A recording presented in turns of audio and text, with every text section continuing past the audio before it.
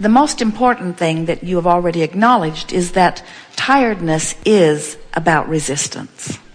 In the same way that you can feel the ease in setting your canoe into the stream and going with the flow, as compared with going against the current. An absence of resistance yields you that benefit of time also. In other words, there is so much more leverage in vibration than there is in action. So if you've taken the time to pre-pave, which is to imagine, if you've taken the time to raise your vibration, as in meditation or appreciation, if you've taken the time to line up your energies, now any action that you offer is going to be very productive action, because it's action that is inspired from that connected place, where if you don't take the time to line up and you offer your action, it's harder and it accomplishes less. Haven't you noticed that the better you feel, the better things go, and the worse you feel, the worse things go? Yeah. Let's say that you have a series of phone calls that you need to make. When you take the time to get into alignment, your timing of making those calls will be appropriate. The inspiration of when to make them and the inspiration of what to say while you're making them will net you much clearer results than if from your place of worry and therefore misalignment you forge forward with the action. Esther one day was feeling a shortage of time. They were in a restaurant, and Esther had brought a notebook along to talk to Jerry about different things while they were having lunch. And she literally had pages of things that were on a notebook entitled Things to Do Today. It was quite funny. 10 people could not have done that list that she had been dragging around. And so in her overwhelmment, she said, "Abraham, what should I do?" And we explained to her that when you have so much to do, that you have that feeling of overwhelmment, you're not in the flow, you're not in vibrational alignment, and the inspiration can't be received by you. Your timing's off. Everything's harder. Draw a line down the center. They were sitting in a restaurant with a paper placemat, and we said, draw a line down the center of this page, and on the left side, write a heading that says, "Things I will do today," and mean it. She'd been carrying that list around for days. And on the other side of the placemat, write, "Things I would like the universe to do." And then write the things on the left side of this column that you really are going to do today. Either things that you must do, things that you want to do, things that you intend to do today. And everything else put on the universe's side of the placemat. And not only was she more effective at the things that she had kept for herself to do, but the things that she had put on the universe's side of the placemat began to take care of themselves. People she needed to talk to called her or called the office. All kinds of things began to shape up, where by the next morning, more had been accomplished on the universe's side of the placemat than Esther had kept for herself, and Esther had applied no action. That's leverage, you see. The most effective method of getting more time back is to delegate to the manager, the universal manager. And as you do that, you'll find that you will have more time to do the things that really matter. You are living in an environment where you have clocks and calendars and appointments, and time is a wonderful thing. Isn't it nice that we rendezvoused because of a certain time, and that time allows us all to focus simultaneously so that together we can take thought beyond that which it has been before? You just have to see time as your advantage. It's my focusing advantage. When I think of 20 years, that's a segment in which I focus in a certain way. When I think of 5 years, that's a segment in which I focus in a certain way. When I think of here and now while I'm visiting with Abraham, that's a segment where I focus in a certain way. And the focus factor is the big factor. The alignment factor is everything. To us, time is irrelevant because all of our power, yours too, is here and now. You can't focus yesterday, and you can't focus tomorrow. You can only focus now. You can think about the past, or you can think about the present, or you can think about the future, but you're doing it all right now. And so, from our perspective, now is now is now. And now, as far as we're concerned, is alignment. That's what we're wanting to teach you. So if you use your now to align, time takes care of itself. If you don't align, if you let the things that are bothering you occupy your thoughts, and so that your vibration is all about them, now your timing's off. Jerry and Esther are driving down the road one day, and there have been several incidences like this, but Jerry was driving and he was signaling left and was going to turn across traffic. And as he was sitting there, he had an impulse of hesitation. And Esther blurted, "Stay." And so instead of turning, even though the roadway was clear, he stayed right there. And at that moment, a car going over 100 miles an hour passed him on the left side. And if he had made his turn, they would have been broadsided. The fact that they were tuned in, tapped in, turned on made the timing in their life perfect. Timing is everything, and the timing that we want you to focus upon is something that you feel viscerally. Instead of timing, we want to talk about connection, which gives you ultimate timing. Jerry and Esther have a friend who lives in San Antonio, and they live in the hill country, which is a higher elevation. And they went into the post office one day, and the post office was completely inundated with water. It had been raining, and much of this little town of Bernie was underwater. And they went immediately home and called their friend, who has 1,000 acres, but the Cibolo Creek flows right through their property. And they have farm equipment and animals and all kinds of things in a pasture that adjoins this stream. And so Esther called and said, "Cibolo is over its banks here and headed your way." And Pat said, "Oh, thank you so much." And she moved her tractors and her horses and her cattle from the field and called back later and said, "So nice to have a friend upstream."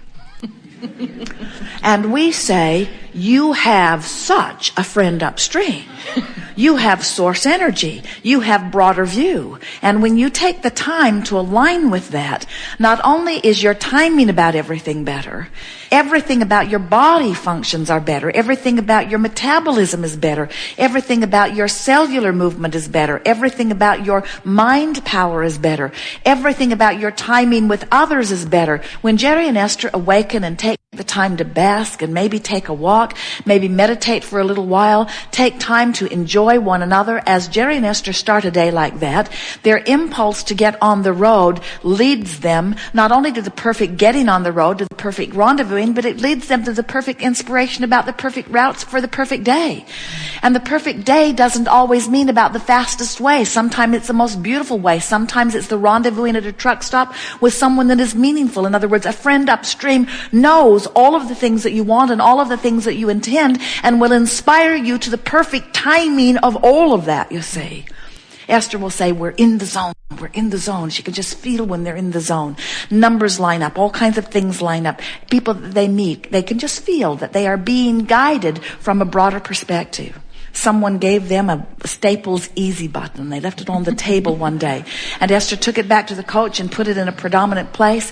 And every time she noticed it, or every time something would happen that seemed to happen in the flow, she would pop that button and the voice would say, "That was easy. That was easy." And she got addicted to this button. That was easy. That was easy. That was easy. That was easy. That was easy. The more you notice it is going well, the more in the flow you become, and the more the universe yields to you the time to do not only the things that you need to do, but the time to do the things that you want to do. Until in time, you will only be doing the things that you want to do, because everything that you are doing will be so life-giving in nature. You will not separate the stuff I need to do from the stuff I want to do, because it's all stuff that I want to do. Esther teases every day of the world relative to everything that matters. She says to Jerry, "I can't possibly make this." And it's just her way of saying, I am now focusing within this framework of time in order to rendezvous where I need to be when I need to be. Jerry does not wear a watch. He refuses to let time dictate him. But he counts on Esther to wear a watch and let him know anything that is important. But it is interesting to Esther to watch him, because even without his watch, he has excellent timing. He'll be working on an editing project, sitting back further in the bus while Esther is driving, and they will have an interchange that is important to them. And Esther will be watching the navigational system, knowing that this choice will come up, because often they don't follow what the navigational system encourages, because they have some other option. They don't want to go necessarily the fastest way. They want to see a particular truck stop, or they want to see a particular FedEx box, or there's a particular campground or restaurant that they want to go to. And so Esther is watching the navigational screen, and it is uncanny how often, without hearing anything yet, Jerry will come forward in the coach just at the right moment. He just senses that it's time. He has this broader view, and what it is this friend upstream that is the best navigational system in the world, that will always guide you to rendezvousing with what you are wanting. The problem with watching clocks and calendars and to-do lists and letting things like that dictate the things that you do, so that you are not spontaneous and flexible, is that you often miss what you're really looking for, because you're doing what you think you should do. The universe is leading you to what you really want, while often you're doing what you think that you need to do, and they are not always the same thing. We look forward to them always being the same thing for you. And that's why the Sudbury book is so exhilarating to so many people. That freedom that those children have. The premise of the school is there is no curriculum that is assigned. And if you have a desire, the school will find a way to accommodate your desire. But it does not tell you what your desires should be. It provides an environment where your own desire can be born. And when it is, then it supports whatever desire is born within you.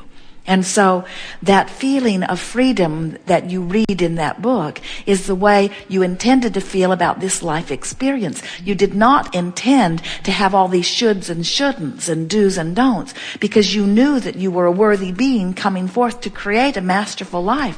Further, you knew that the details of your life would inspire you specifically, and that those outside of you could not give you the most appropriate information. And so the clock isn't the best information about time, and the calendar isn't the best information about time.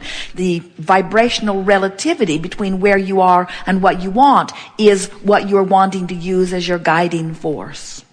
Jerry and Esther have a little friend that they have been watching and loving. He lives in Colorado, and he is now attending a Sudbury school in Colorado. And so on the last cruise, they were visiting with him, and Jerry asked him, "Tell me about your day." And he said, "I'm free at last." And Jerry and Esther's hearts are singing because they love this little man so much. And then Jerry said, "Well, give us more details about your day." And he said, I'm free. And Jerry said, "Well, so your mother drops you off, then what?" And he said, "Then I go to this place and I play some video games." And then Jerry said, "And then what?" And he said, "And then I play some more video games." And Jerry said, "And then what?" And he said, "And then I go to another place where I play some other video games." And then what? And then it's time for lunch. And then what? Then I go in where the big kids are and I play some more video games. And Jerry and Esther smiled at each other as they thought, this one will have no problem remembering anything. If history matters and he focuses upon it, he'll get it. If mathematics matters and he focuses upon it, he'll get it. But the thing that is hard for so many humans to get is that there is really no point in somebody else deciding what you should know and then providing an environment where in your state of resistance in not feeling free, you are then encouraged to try to learn it, because under those conditions, your ability to learn is hampered intensely. Where when you are going with your flow and something occurs to you that you would like to know, in your tuned in, tapped in, turned on state, you become a magnificent genius. All genius is attention to a subject. Law of attraction takes care of the rest. But if your attention to the subject is split, With your thinking you should learn it but not wanting to learn it, now you are not tuned in, tapped in, turned on, and now it's slow going. It's not different than turning your canoe upstream and working very hard and then getting those mediocre grades from those teachers who are also paddling upstream, getting very mediocre results.